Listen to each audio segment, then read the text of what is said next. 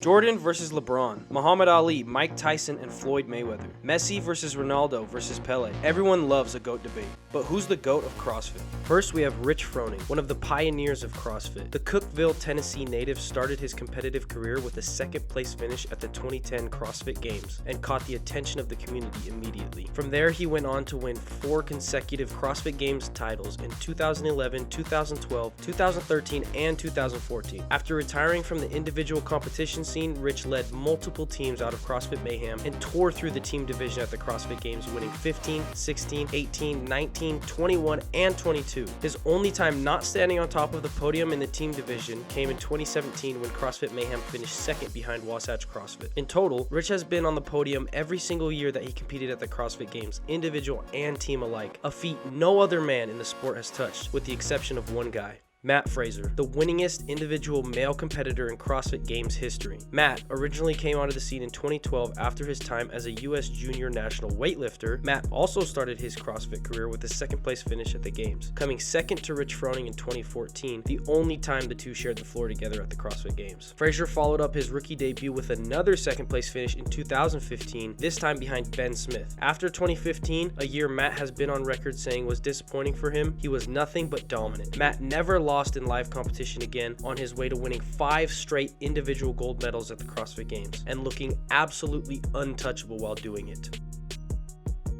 Let's kick this off by comparing their stats from the years they competed at the Games. Matt Fraser has 2 CrossFit Games silver medals. Rich Froning has 1. Matt Fraser has 5 CrossFit Games gold medals. Rich Froning has 4. Rich Froning also has 6 CrossFit Games teams gold medals and 1 silver teams medal. Matt Fraser has none, but he also never competed in the teams. Rich Froning has 16 career event wins competing as an individual, while Matt Fraser has 29, almost double. At first, this is a bit glaring because you can see a huge difference in the number of event wins between the two. But after looking into it further, I realized it's a little bit misleading. Yes, Matt won 29 events in his entire career at the CrossFit Games as an individual, but he also competed in 99 total events. This means Matt won 29% of the events he ever competed in, which is very impressive. Rich Froning, on the other hand, won 16, but he only competed in 59 as an individual. That is a winning percentage of 27%. The two are strikingly similar in overall win percentage, but one thing to identify is that Matt's percentages are also a little misleading and possibly skewed because he competed in the 2020 year, the COVID year, in which there were 2 stages of competition, an online portion and an in-person portion. Between stages of 1 and 2 in the 2020 competition, there were a total of 19 events, which is significantly more than the other years of competition, in which the average number of events usually ranged between 12 and 15, and only 5 people competed in the stage 2 in-person portion of the 2020 games, with only the top 5 moving on from a field of 30 in stage 1. That makes it a lot less likely for specialists and outliers to be in the field, and Matt was able to rack up a lot of event wins that year that he may not have had there been a full field. What I mean by this is in the portion of the 2020 games when there was only 5 people competing, Matt could win, for example, the biking event because the best biker wasn't there, and the running event because the best runners weren't there, and etc. So, if you take away stage 2 of that year and just look at the games he competed in with a full field, Matt won 19 out of 87 events for a win percentage of 21%. But I also want to take away both of their early years when they took second because they were very new to the sport. So let's just look at Matt's championship years of 16, 17, 18, and 19 when he competed with a full field, and let's take away Rich's second place finish in his first year at the Games.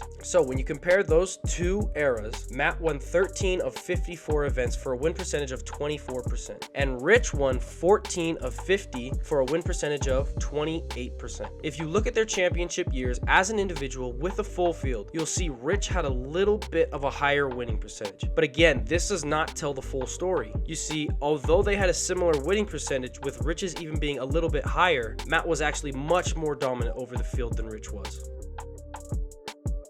You see, Matt didn't just beat his field of competitors, he dusted them. In 2011, during Rich's first individual title, he won the CrossFit Games with 11% more points than second place finisher Josh Bridges. The next year, he beat second place by 10% and then 7%, and then in his last year, 2014, he beat second place thanks to a historic Sunday in which he won the last 3 events, and even then, he only beat, guess who? Matt Fraser by just 5%. But once Matt started winning, it wasn't even close. Matt was annihilating everyone in the competition, often having almost 20% more points than the guy in second. To put this into more perspective, every year Matt won at the games, with the exception of 2019, he could have sat out the final event and won by a considerable margin. Yes, they have a similar percentage in terms of event wins, but Matt was actually much more dominant overall and he had no holes. Rich would often take a first and then a bottom 10 finish in the next event and then another first. Compare this to Matt in 2016, 17, and 18, where there was a full field of 40 guys, only placed outside the top 10 in one event each year.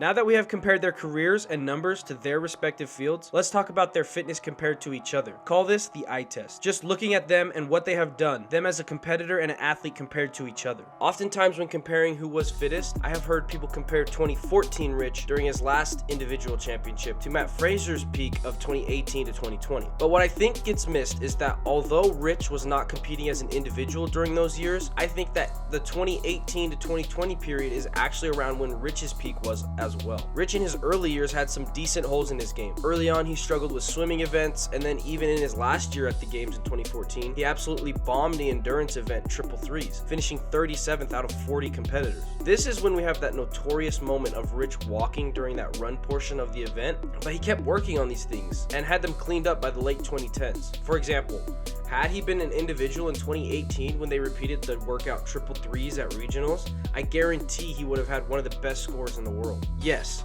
Matt in 2020 was better than Rich in 2014, but 2020 Rich is also better than 2014 Rich. By then, Rich was stronger than he was in his championship years. He was now elite at swimming and had vastly improved his endurance and gotten even better at things he was already good at. This is a video posted on CrossFit Mayhem's YouTube in 2020 of Rich doing a 2013 games event alongside the video of him at the games. And in 2020, he smashed his own score, getting a 528 compared to the 639 he got in 2013. Rich just continued to get better and better even after retiring as an individual. But still, I don't think peak Rich Froning was quite on par with Matt Fraser. Matt Fraser at his peak did not look human. He would regularly do things that didn't seem possible. Rich was a competitor and always did what it took to win, and maybe he could have done that against the peak Matt Fraser, but the thing is, Matt Fraser wasn't even competing. He was in a league of his own. If these two had competed every year since Matt started, who knows how many championships each of them would have. There were a few years there where I think it could go either way. I think Rich could have possibly won had he decided to compete. For goodness sake, Noah Olson almost won in 2019, and not taking anything away from Noah, but Rich would have been up there as well. But in every sport, especially CrossFit, there's a mental component to competing,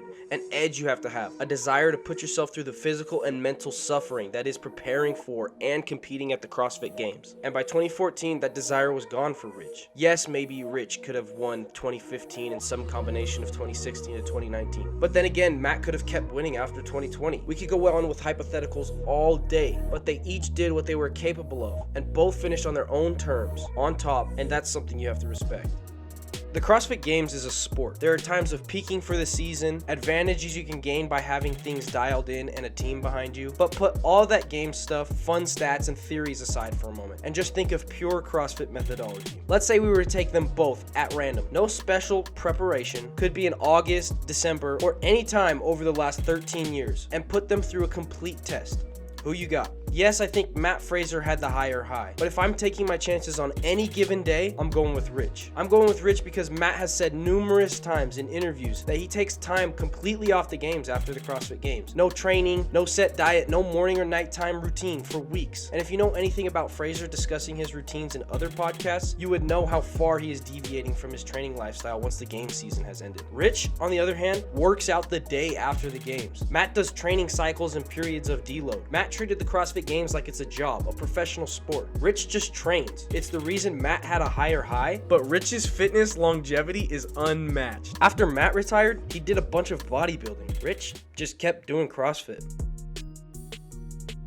Finally, this is something I feel I need to mention because it gets brought up all the time. We need to discuss these legacies and their impact on CrossFit and the CrossFit Games culture. Rich Froning was early to the game. He set the standard for Games athletes. He fully embraced CrossFit methodology and was fully a part of the community. He opened his own affiliate, represented and helped grow CrossFit. The most CrossFit Level 1 seminars are still happening in Rich's hometown, little old Cookeville, Tennessee. Matt Fraser, to me, gives off the vibe that he mostly does CrossFit because he's good at it. He doesn't seem to have the love for for the methodology or community that a lot of people do. He often didn't give people a look into his day-to-day life and training so as to not give away his training secrets. So he didn't quite build up the public personality of someone like Rich Froning. And anytime he speaks about CrossFit publicly, it feels a little disappointing. A lot of this comes down to, what do you value? Do you value an insanely high peak or consistent greatness across a decade and a half? Do you value winning because you take this like it's a job and something that needs to be done? Or do you value being good at something because you love it and it's your lifestyle? Do you value paving the way and setting the tone? Or do you value taking that tone that was set to another level no one thought would ever be reached? Mr. Froning, you have company. For the 4th straight time, Matt Fraser is the CrossFit Games champion. To me, Rich is the greatest. He pioneered the sport and made way for it to be what it is today. He has been one of the fittest human beings alive for the last 13 years straight. His longevity is unmatched. He won 4 titles in the early years of the CrossFit Games and could have potentially won a couple more had he kept going. He's won 6 CrossFit Games team championships, built a huge business empire with CrossFit Mayhem. He defined and continues to define the culture and personality of the CrossFit community. He set the standard for CrossFit Games and CrossFit Games athletes' way of living and training. But Matt Fraser is the best. He was the flame that burned twice as bright for half as long. He made it look like the guy in the lane next to him at the CrossFit Games shouldn't even have been there. He was so far in first place by the last day of competition, he could have just gone and watched from the stands and still won first place. It's a shame we did not get to see them compete against each other during these years. We easily could have. Rich was still training and competing, but why put your legacy on the line like that? If he had and Matt Fraser had beat him, then we wouldn't even be having this conversation. But the sad truth about the GOAT debate is, it's a lot deeper and more nuanced than anyone on either side realizes.